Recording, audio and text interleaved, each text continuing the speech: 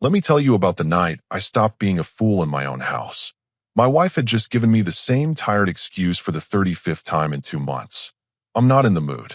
Those words had become her favorite weapon, and I was done pretending they didn't cut deep. But here's the thing about being a man who respects himself. You don't count rejections like some pathetic scoreboard. You recognize patterns, and you act on them.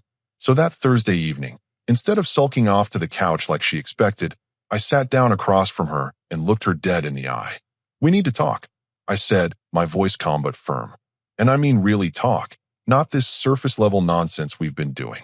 She barely looked up from her phone. "About what?" "I'm tired, honey. Can't this wait until tomorrow?" "No, it can't." I reached over and gently but firmly took her phone, setting it aside. "When was the last time we were intimate? And don't give me some vague answer." "When?" The question caught her off guard. She shifted uncomfortably, finally making actual eye contact. "I don't know. A few weeks ago?" "Try 2 months," I said. 2 months of I'm not in the mood. I have a headache. I'm too stressed. Every single time I've tried to connect with my own wife, you've had an excuse ready. Her defenses went up immediately. "So what? You're keeping track now?" "That's pretty pathetic." I leaned back and smiled. Not a warm smile, but the kind that lets someone know they just made a mistake. Pathetic? You know what's pathetic? A wife who treats her husband like a roommate she's annoyed by. A woman who promises to love and honor someone and then acts like his touch is a burden.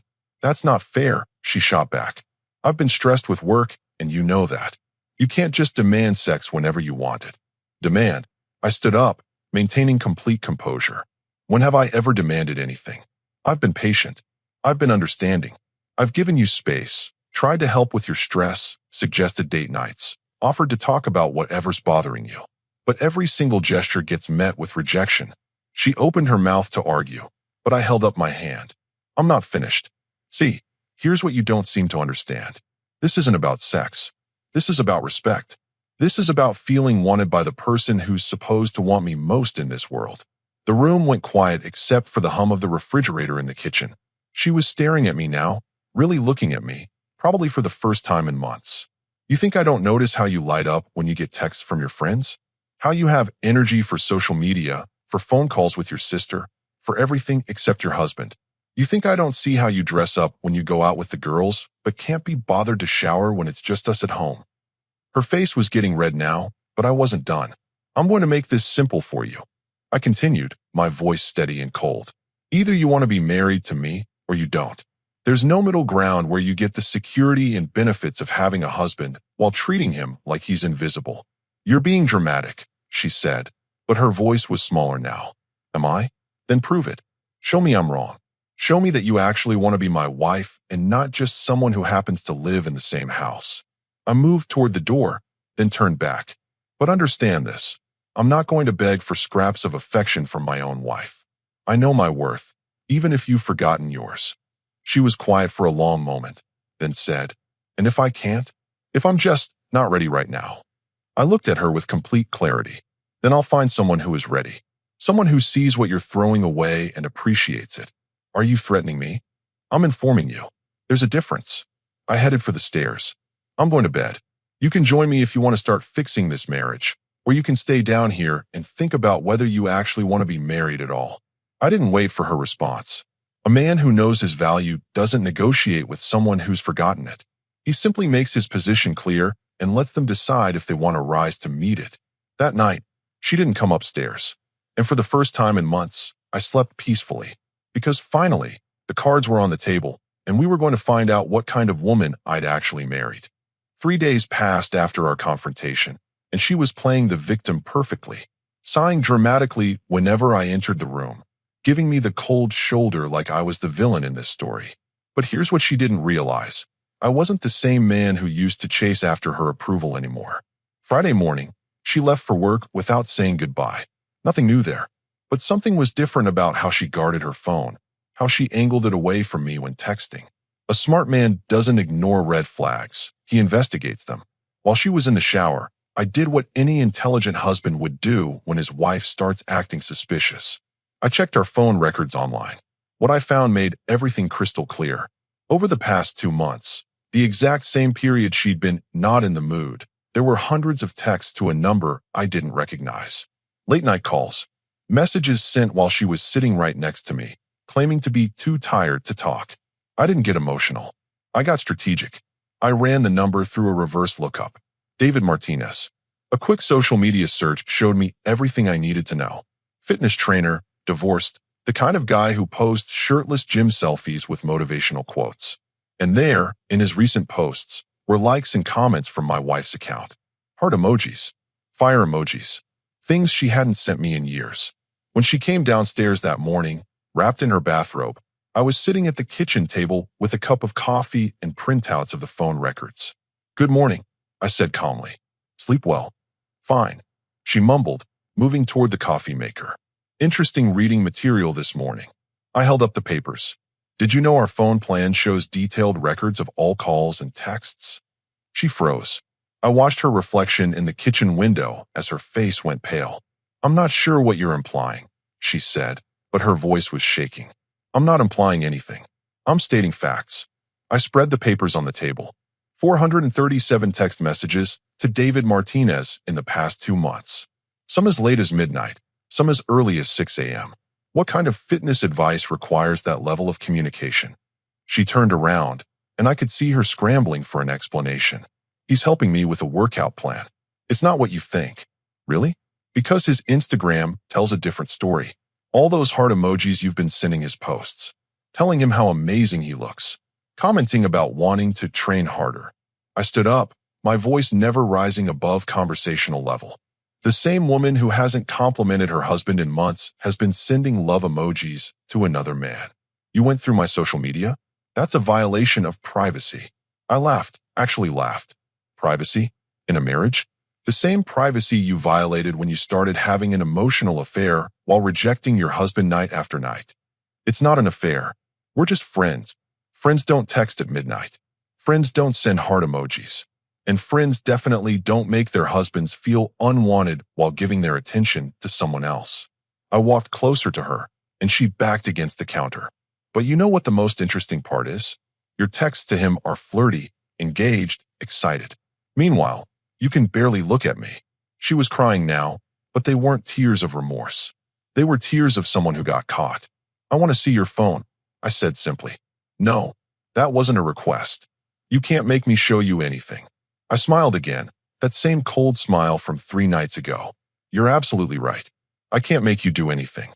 Just like I can't make you want your husband, can't make you respect your marriage, and can't make you be honest."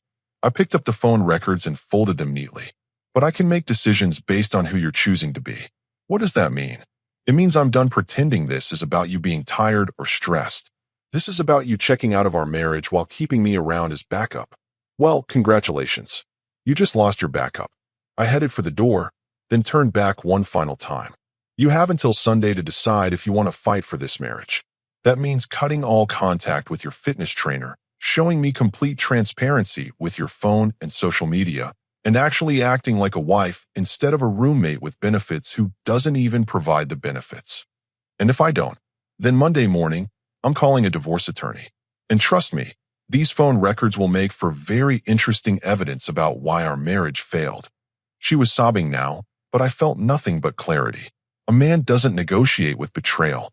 He exposes it, addresses it directly, and gives one chance for accountability. After that, he moves forward with or without the person who disrespected him. Sunday was 2 days away, time enough for her to show me who she really was, and more importantly, who she wanted to be. Sunday came faster than she expected and slower than I hoped. I spent the weekend watching her squirm, watching her delete and retype messages, watching her stare at her phone like it held the answers to questions she was too coward to ask herself. Saturday night, she tried the desperate wife routine. Suddenly, she was interested in cooking dinner, asking about my day, even suggesting we watch a movie together. But it felt hollow, like someone reading lines from a script they didn't believe in. Sunday evening, I found her in the living room, clutching her phone with tears in her eyes. "Well," I said, taking a seat across from her. "I blocked his number," she whispered. "Show me." She handed me her phone with shaking hands. I scrolled through her contacts, her messages, her social media. David Martinez was gone from her contacts, but I noticed something else. She'd only blocked him that afternoon. The message history showed they'd been texting right up until 3 hours ago.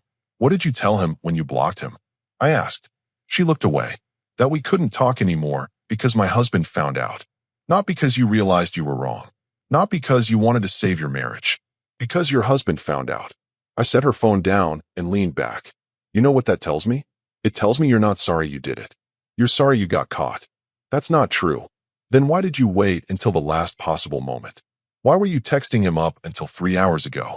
What were you discussing with another man while your marriage was hanging by a thread? She broke down completely. He was trying to convince me to leave you. He said you were controlling and that I deserved better. There it was. The truth always comes out when someone's backed into a corner. And what did you tell him? I told him I was confused. That maybe he was right. I stood up, and for the first time all weekend, I felt completely calm. Thank you for being honest. Finally, what does that mean? It means you just told me everything I needed to know. You entertained the idea of leaving me for another man. You discussed our marriage problems with him instead of me. And even now, after getting caught, part of you thinks he might be right. She reached for my hand, but I pulled it away. Please, we can work through this.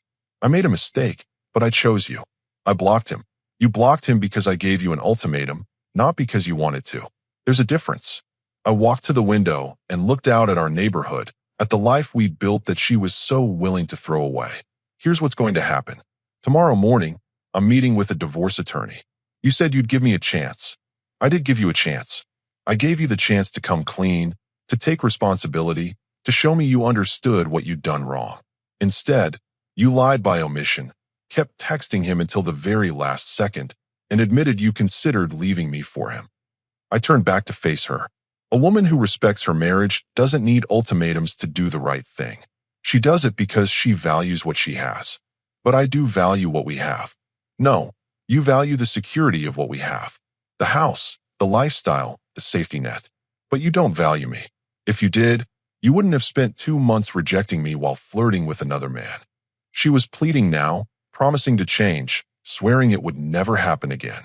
But I'd heard enough promises from her to last a lifetime. I'm not angry, I said, and I meant it. I'm disappointed, but I'm not angry. Anger is what you feel when someone you respect lets you down. What I feel is clarity. I headed upstairs to pack a bag. I'm staying at a hotel tonight. You can stay here while we figure out the logistics of separating our lives. Where are you going? Somewhere I can think clearly without listening to promises from someone who's already proven they can't keep them. As I packed, she followed me around, alternating between tears and anger, begging and blaming. But my mind was made up. A man who knows his worth doesn't accept being someone's second choice, and he definitely doesn't stick around to see if his wife can resist temptation when given another opportunity. I'd given her every chance to choose our marriage. Instead, she chose to explore her options while keeping me as a backup plan. Well, backup plans don't get to call the shots, and I was done being anyone's safety net. The hotel room that night was quiet, peaceful. No drama, no crying, no negotiations. Just a man who'd finally remembered that he deserved better than settling for someone who saw him as disposable. Tomorrow, I'd start building a life with someone who actually wanted to be in it. The divorce papers were filed by Wednesday. My attorney was impressed by how organized I was, how clear my documentation, how calm my demeanor. Most men in your situation are emotional wrecks, he said. You seem relieved. He was right. I felt like I'd been holding my breath for years and could finally exhale. Thursday evening, I was at a work networking event downtown. I'd been attending these monthly gatherings for years, but always left early to get home to a wife who barely acknowledged my presence. Tonight was different. Tonight I stayed. That's when I met her. She was standing by the bar, professional but approachable, laughing at something a colleague had said. When our eyes met across the room, she didn't look away like my wife had been doing for months. She smiled, a real smile that reached her eyes. You're the marketing director for the Henderson account, right? She said when I approached. I'm the project coordinator for the tech implementation. We should have met months ago. Well, better late than never, I replied, extending my hand. Though I have to admit, I usually don't stick around these events long enough to meet anyone. What changed tonight? I looked at her directly. My priorities shifted recently. We talked for 2 hours. About work, about books, about travel plans and favorite restaurants. She was intelligent, engaged, asking thoughtful questions, and actually listening to my answers. When I made a joke, she laughed genuinely instead of giving me that polite, distracted smile I'd grown accustomed to at home. I should probably head out, she said around 10 p.m. Early meeting tomorrow. Let me walk you to your car, I offered. As we stepped outside, she turned to me. This might be forward, but would you like to grab coffee sometime? I'd love to continue our conversation without the networking crowd. Here's the thing about being a man who's rediscovered his worth. You recognize when someone genuinely wants your company. I'd like that. Though I should mention, I'm currently going through a divorce. Recently separated? Filed this week, actually. She nodded thoughtfully. I appreciate the honesty. For what it's worth, whoever let you go made a serious mistake. That night, I went back to my hotel room with her number in my phone and a reminder of what it felt like to be appreciated. Not desired out of obligation or guilt, but genuinely wanted for who I was. We met for coffee Saturday morning. What was supposed to be an hour turned into 4. She told me about her work, her goals, her thoughts on everything from current events to childhood memories. More importantly, she asked about mine and listened to the answers. Your ex-wife must have been crazy, she said over our third cup of coffee. You're intelligent, funny, and clearly successful. What woman walks away from that? She didn't walk away. She just stopped showing up while pretending to still be there. That's worse, honestly. At least if she'd left, you'd have known where you stood. Exactly. This woman understood in 5 minutes what my wife had refused to see in years. Over the next 2 weeks, we met regularly. Coffee dates, lunch meetings, evening walks through downtown. Nothing inappropriate. I was careful about that. My divorce wasn't final, and I wasn't going to give my soon-to-be ex-wife any ammunition.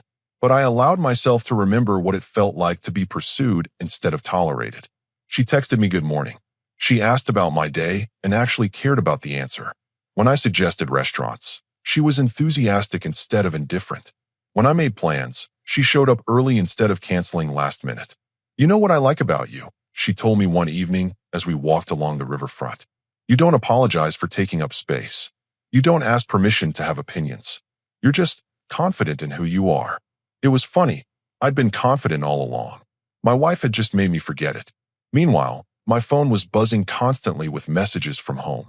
My wife had apparently realized that I wasn't coming back to beg for her attention. The messages started desperate, then angry, then desperate again. Please come home. We can work this out. You're being ridiculous. Every marriage has problems. I made one mistake and you're throwing away everything we built. I deleted them without responding. A man who's found someone who actually wants him doesn't waste time explaining himself to someone who took him for granted. 2 weeks after filing for divorce, I was sitting across from a woman who lit up when I walked into a room, who laughed at my jokes, who made plans with me instead of excuses. The contrast was so stark it was almost comical. My wife had trained me to expect rejection, to apologize for wanting affection, to be grateful for scraps of attention. This woman reminded me that none of that was normal. She reminded me what I deserved. And what I deserved was someone who chose me every day, not someone who kept me around as a convenience while exploring other options. 3 weeks into my new reality, I decided it was time to collect my remaining belongings from the house. I'd been strategic about it, showing up during the day when she was at work, avoiding unnecessary confrontation. But this time was different. This time, I wanted her to see exactly what she'd lost. I arrived at 7 p.m. on a Tuesday. Her car was in the driveway, and through the kitchen window, I could see her pacing on the phone, probably complaining to one of her friends about how unreasonable I was being. When I walked through the front door, she ended her call immediately. You're here, she said, like she couldn't believe it. I'm here to get the rest of my things, I replied, heading straight for the stairs. Wait. Her voice was different now, smaller, uncertain. Can we talk? About what? About us. About fixing this. She followed me upstairs. I know I made mistakes, but we can work through this. I've been thinking a lot, and I realized how wrong I was. I continued packing my clothes methodically. What exactly were you wrong about? About taking you for granted. About not appreciating what we had. About him. David Martinez, you mean? The fitness trainer you were planning to leave me for. She flinched. I was never going to leave you for him. I stopped packing and looked at her directly. You told him you were confused about our marriage. You entertained his suggestions that I was controlling. You were texting him at midnight while your husband slept alone. What would you call that? A mistake. A stupid, horrible mistake that I regret every day. You regret getting caught. There's a difference. She moved closer, and I noticed she was wearing the dress I bought her for our anniversary last year. The one she'd claimed was too fancy to wear anywhere. I've changed. I want to show you how much you mean to me. Really? How? I've been thinking about you differently. Missing you. Missing us. She reached for my hand. I'm ready now. I want to be close to you again. I almost laughed. After months of rejection, after emotional cheating, after considering leaving me for another man, now she was ready. Now that I'd filed for divorce and stopped chasing her approval, suddenly she remembered she had a husband. That's convenient timing, I said, pulling my hand away. What do you mean? I mean for 2 months, you weren't in the mood 35 times in a row. Now that I'm leaving, suddenly you've rediscovered your libido. I was stressed before, but now I see what's important. What's important? Or who's no longer available? Her face fell. What's that supposed to mean? I finished packing my last bag and zipped it closed. It means I've moved on. It means I've remembered what it's like to be wanted by someone who doesn't need ultimatums to show affection. Moved on? You mean you're seeing someone? I mean I'm living my life instead of begging for scraps from someone who checked out of our marriage months ago. She was panicking now, really panicking. You can't be serious. You filed for divorce 3 weeks ago. You couldn't have moved on that fast. Watch me. This is insane. You're throwing away our marriage because I went through a rough patch. I turned to face her fully. A rough patch? You emotionally cheated on me. You rejected every attempt I made to connect with you. You made me feel unwanted in my own home while flirting with another man.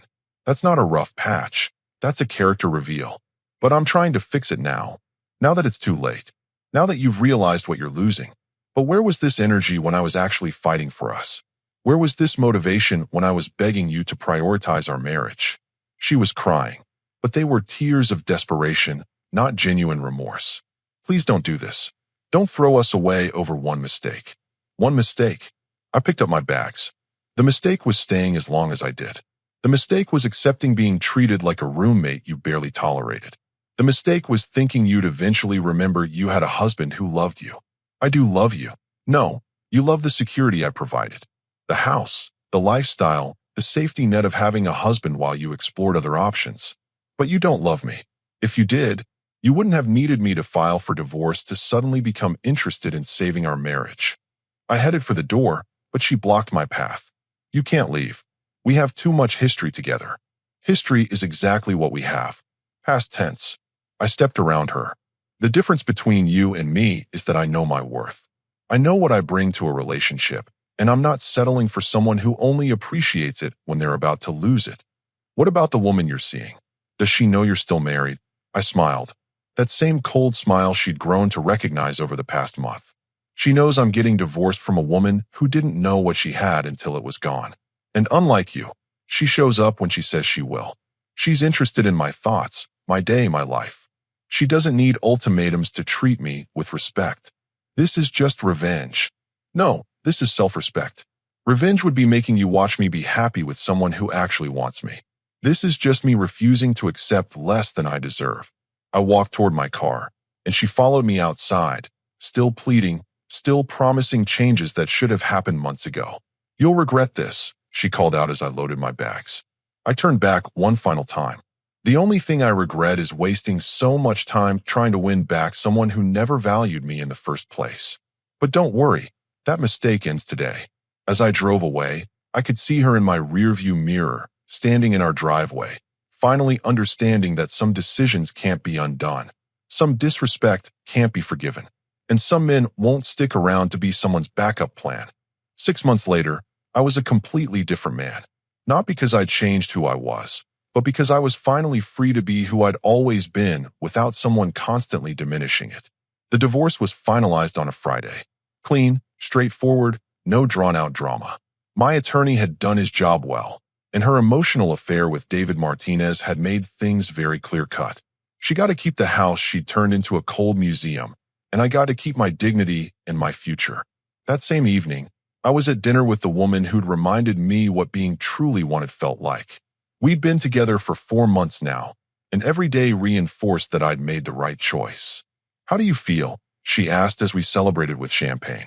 Free, I said simply. Completely free. My phone buzzed. A text from my ex-wife. Even 6 months later, she was still trying. I saw you posted about your promotion on social media. Congratulations. I always knew you'd succeed.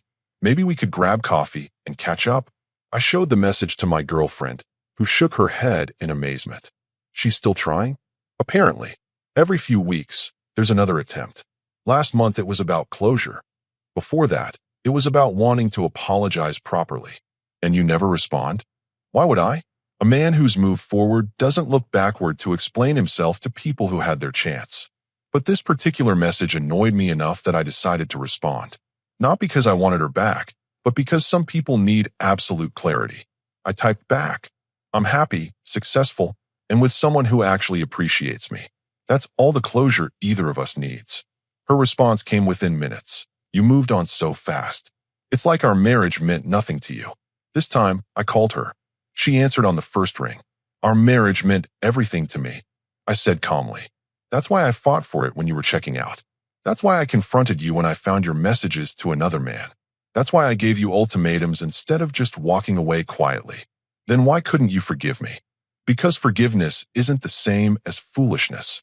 I forgave you for betraying our marriage. But I wasn't stupid enough to give you another chance to do it again. I would never have done it again. You're right. Because I didn't give you the opportunity. I could hear her crying on the other end. You had 2 months to figure out that rejecting your husband while flirting with another man was wrong. You had years to realize that treating me like an inconvenience wasn't sustainable. You had every chance to choose your marriage. I was confused, and I was patient, until patience became self-disrespect. I looked across the restaurant at my girlfriend, who was giving me space for this conversation but staying close enough to support me. The woman I'm with now has never been confused about wanting me. She's never needed ultimatums to show affection. She's never made me feel like I was bothering her by existing. You think she's better than me? I think she's better for me. And more importantly, I'm better with her. She brings out the best in me because she appreciates it, instead of taking it for granted. There was a long silence. Then, I miss you. You miss the security I provided. The house, the stability, the husband who was always there no matter how poorly you treated him. But you don't miss me. If you had, you wouldn't have spent months pushing me away. That's not true. Here's what's true. I'm happier now than I was in the last 2 years of our marriage. I'm with someone who lights up when I walk into a room instead of barely looking up from her phone. I'm with someone who makes plans with me instead of excuses. I'm with someone who chose me from day one and keeps choosing me every day. And if she hurts you like I did, then I'll handle it the same way I handled you. With dignity, with self-respect, and with the understanding that I deserve better than settling for someone who doesn't value what I bring to their life. I could hear her sobbing now, but I felt nothing but resolve. I have to go, I said. I'm having dinner with someone who actually wants to be here with me. Wait. No more waiting. No more chances. No more conversations about what could have been if you'd made different choices. You made your choices, and I made mine. Now we both get to live with them. I hung up and walked back to our table. My girlfriend looked up at me with genuine concern. Everything okay? Perfect, I said, sitting down and taking her hand. Absolutely perfect. 2 hours later, we were back at my apartment, the place I'd turned into a home that actually felt welcoming. As she fell asleep next to me, I realized this was what I'd been fighting for all along. Not the drama, not the games, not the constant uncertainty of wondering if I was wanted. Just peace. Just mutual respect. Just being with someone who was as happy to be there as I was to have her. My ex-wife never contacted me again after that call. Maybe she finally understood that some bridges can't be rebuilt once you've burned them completely. Maybe she realized that a man who knows his worth doesn't negotiate with people who've already shown they don't value it. Either way, it didn't matter. I learned the most important lesson a man can learn. Never settle for someone who treats your love like a burden. There are women out there who will see it as the gift it is, and those are the only ones worth your time. I'd gone from being rejected 35 times by someone who was supposed to want me most, to being chosen every single day by someone who actually did. And that's not just a happy ending. That's justice.